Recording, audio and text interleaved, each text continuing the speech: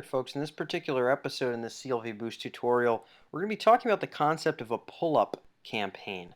Marketing automation is a deep world and potentially has an infinitely complex number of combinations of ways that you could automate different sequences or different offers or different calls to action, and different ways that you could trigger different actions. Because it's such an amorphous concept, this idea of marketing automation with so many infinite numbers of ideas that we could potentially automate, I really like to break them down into individual tools, different individual concepts within marketing automation, different individual capacities within marketing automation that we can put a name to and explore the applications of. Otherwise, it just becomes a big glob of what could be done rather than some tangible, profitable ideas of what we can do now. So I'll overview the idea of a pull-up campaign first. I'll go over what it actually means and implies, and we'll explain it with these simple two-tiered email sequences that I've represented here with these squares and @ signs. And then we'll go through 4 different separate examples. We'll talk about the application of pull-up campaigns within some service businesses. And then we'll talk about the application of pull-up campaigns within an e-commerce environment. Same exact concepts can apply across the board, but we will explain it in a few different contexts just so you can apply it to your business before this short video is over. So the idea of a pull-up campaign. So what is a pull-up campaign? A marketing automation pull-up campaign is a campaign of sequential email marketing messages that get applied to someone as soon as they take a particular action. It's essentially acknowledging a degree of engagement or involvement from a prospect that makes them now primed to receive a different set of messaging. Because of the action they just took, we should no longer keep them on the track they're on. We should move them up to a track that is indicative of their higher degree of commitment or engagement. So what does this mean? This means that maybe somebody makes a purchase and we no longer want to keep them in an email sequence trying to sell them smaller items if they just bought a bundled product or one of our smaller items or whatever the case may be. We might have an entire sequence dedicated to selling an individual product. If we sell that one product, we'll want to move them up from that one sequence and move them into something else. We might be garnering our entire campaign around aiming to get someone's attention to the point that they're going to want to book an appointment with us.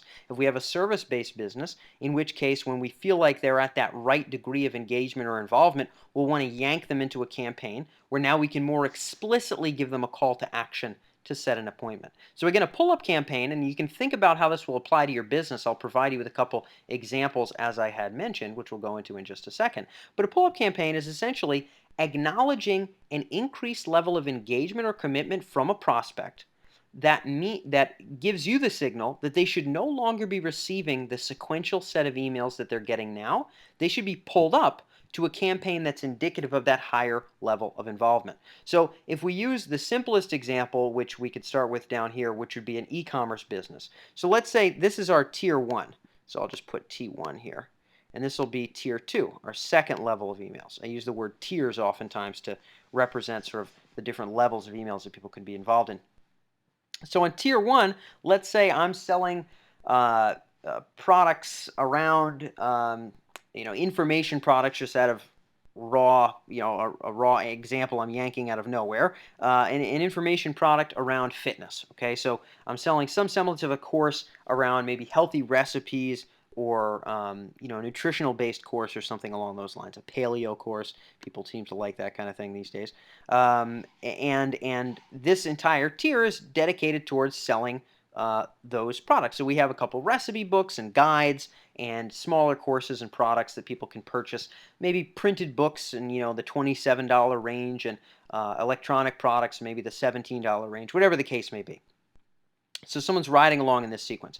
If at any point they make a purchase, we may decide, depending on how this tier 1 sequence is set up, we may decide that anyone who makes a purchase while receiving these emails in a row, let's say every day or 2 days they're getting a new email, always selling these lower ticket items, we may decide that anybody who spends anywhere between $17 and $37 needs to get moved up to another level of email sequence where they will now be promoted to for a product that is a $97 course. So this could be a complete video program around cooking, nutrition, and food preparation for a healthy family, for example, for folks who want to lose weight, for folks that want to maybe go paleo, for lack of better terms, who want to change their diet in whatever important way. We have a more complete video course with step-by-step guides and things along those lines. It costs $97. And if we have a great degree of success in terms of selling that particular course, if that particular course is of great value to the folks who purchase our lower ticket courses, we may not want to take someone who's bought a $17 product and spend another 6, 7, 8, 9 emails trying to get them to spend $27 when we have a good chance of being able to convert those folks to a higher level of involvement and engagement with a $97 course. So a pull-up example there could be if somebody bought from, let's say, this email or this email or this email or whatever email they buy from, they immediately stop receiving this sequence. Wherever if they bought from this one, they stop right here, and they will go right up to the beginning of our second tier, of our pull-up campaign, if you will, and then they'll begin receiving these offers. So maybe in this case, again, that's our $97 complete video course around healthier nutrition or something along those lines. I very much use an arbitrary example. We have a couple clients in the fitness niche. E-commerce extends beyond fitness, but you understand the illustrative purpose of that particular example. So moving people from lower ticket to higher ticket products is a solid example of a pull-up campaign in action. All right, so that might be our e-commerce example.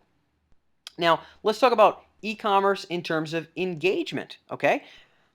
Maybe we are moving folks along in a nurture sequence, okay? Maybe we have a business where the prices are higher, okay? We're working with higher ticket products with higher ticket prices. An example here might be products related to car detailing, okay? So the auto industry is a rather large industry. There's a lot of folks that are interested in buffing their car and cleaning their car properly and having all the right equipment.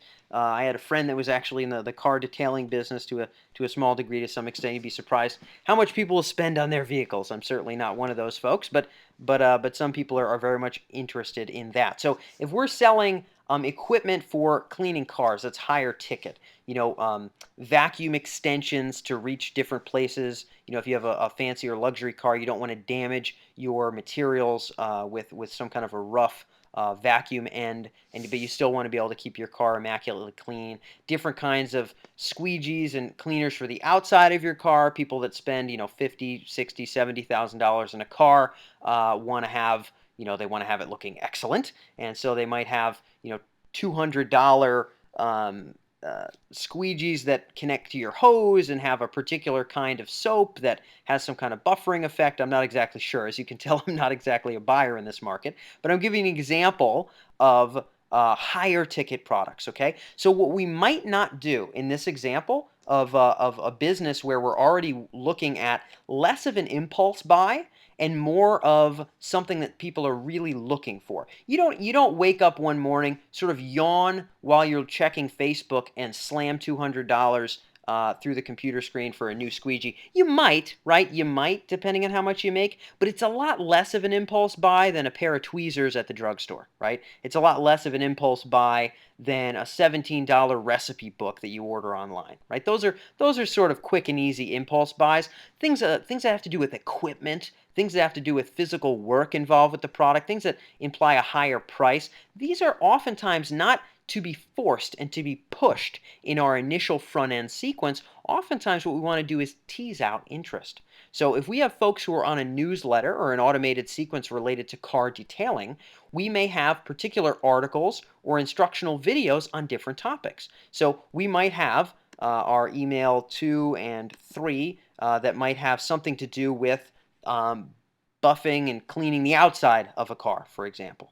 And we might have particular tutorial videos that have to do with cleaning the inside of a car, or let's say treating auto leather on our email number 4 and 5 here as a random example. Okay, if somebody goes through and clicks a 30-minute video on leather care for their car, okay, this may be someone who might be more primed to be ready for a product than someone else. If you're willing to click a video that you willingly know is a half-hour video around sort of the soup to nuts details of leather care for a car, what we might want to do with those folks, if someone willingly clicks on that video, before we send them along to our sixth email, which may in this case have to do with some other aspect of car detailing, before we bump them along to this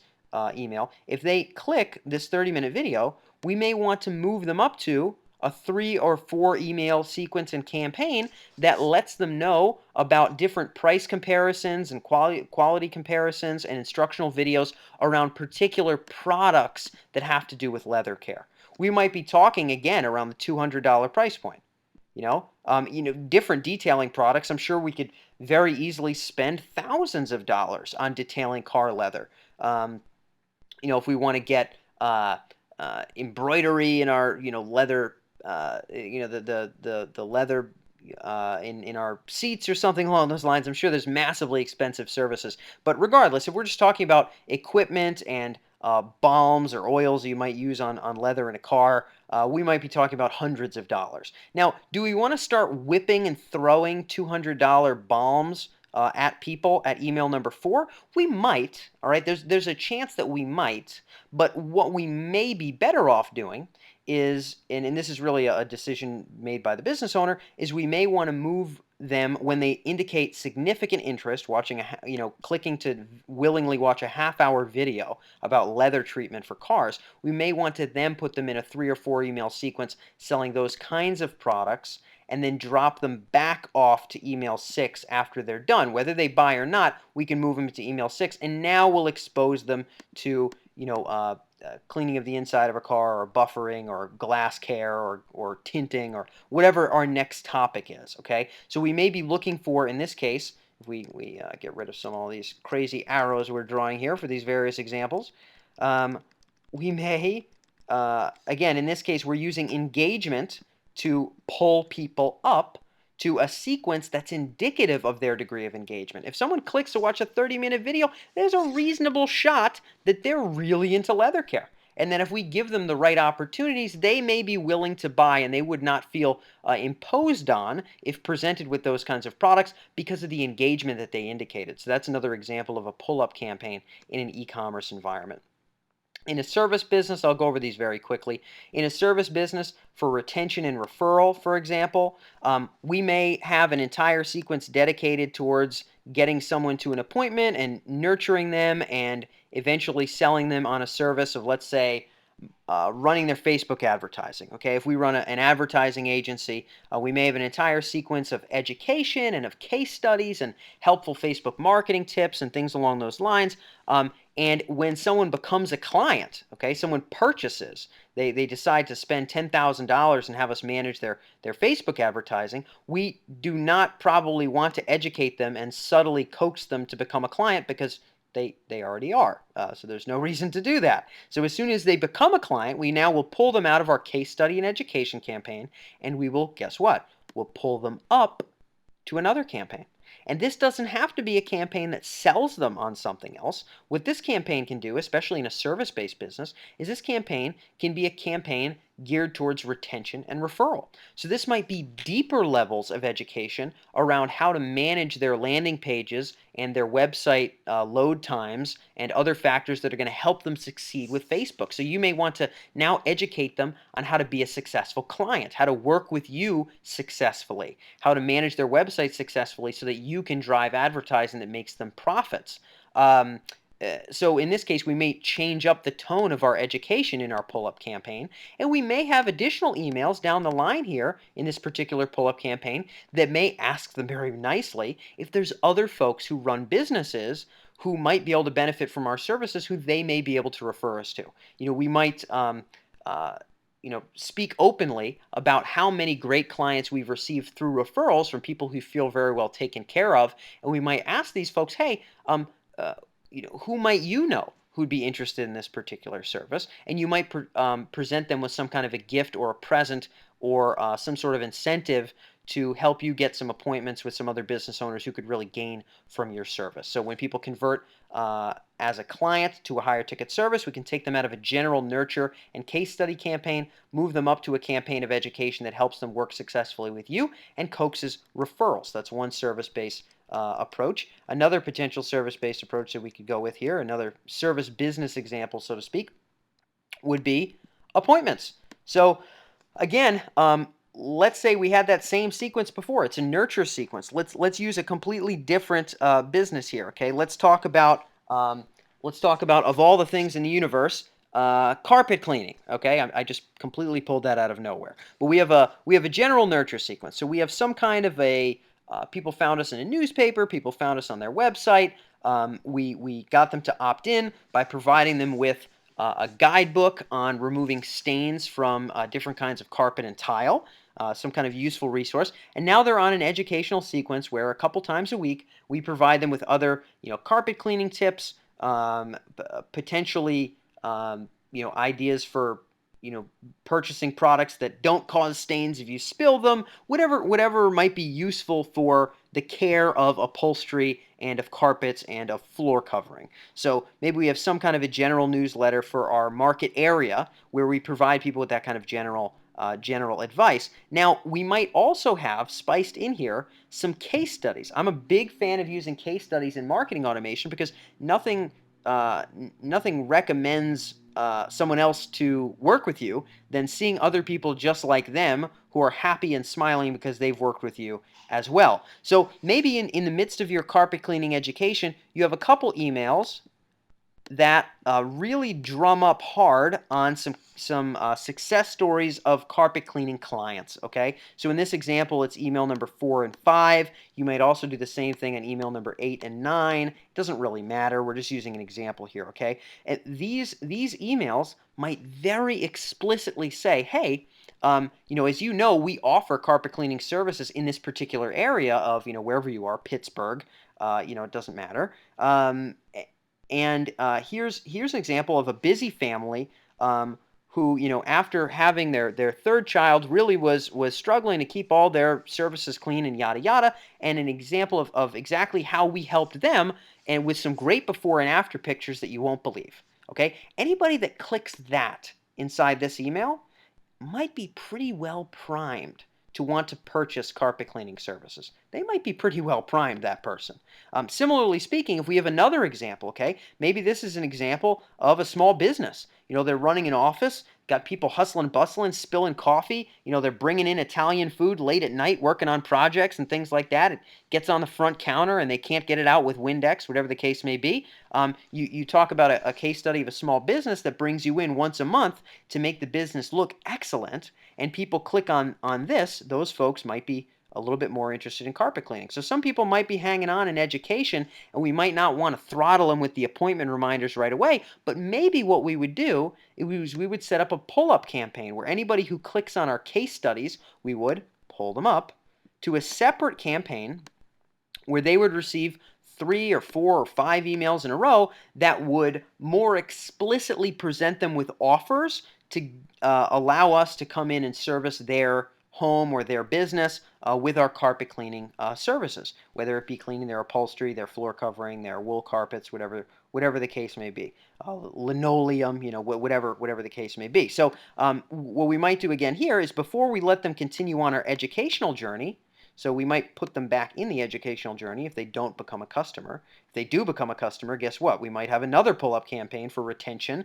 and referral, right? Just like we talked about down here. But for anybody that clicks on the case studies, we might want to yank them into a separate 4-day sequence that very explicitly says, hey, I saw you checked out Susan's story, or I saw you checked out one of our successful case studies here right in the Pittsburgh area, and we wanted to let you know that we do a first 2-room carpet cleaning for a low introductory price of just $70 to show you how amazing we can make your home. Here's some other examples of a before and after picture, and here's the phone number to call if you'd like to take advantage of this offer. And maybe for 4 days straight, we're more explicit about driving them to our offer. If we did that right in the beginning, after they opted in for a carpet stain removal guide, that might have come across as too pushy. but instead we can wait until they indicate significant interest. We can lift them up to a pull-up campaign to set that appointment or to encourage that appointment, and then we can drop them back into education if we don't convert them. So that's another example of a service business appointment-oriented pull-up campaign. So hopefully this idea has sunk in. Anyone who's tuned in right now, if you're running a business, you have the capacity to leverage email marketing, which every business does in this day and age. There are numerous examples of implementing pull-up campaigns that can be fruitful and profitable in your business. Whether you're a service business and you sell in person or on the phone, whether you're an e-commerce business, it's just a matter of thinking through it. So I've given you a few examples here. Where in your business, as we end this quick tutorial, where in your business do people potentially indicate a higher level of engagement, a higher level of commitment, and where they should be communicated with in another sense? How about after they purchase? How about after they register for a webinar? How about after they watch 2 or more of your educational videos? Can we move them up to a sequence that speaks to them as a more engaged customer and encourages more conversion from a higher person who's more prone to be more engaged in your content in the first place, more engaged in your products in the first place? So food for thought, and one of many useful and fruitful marketing automation tools that we leverage here at CLV Boost that you can certainly implement in your own business as well. So I hope this video was helpful for everybody tuned in, and look forward to hearing us on the next CLV Boost tutorial.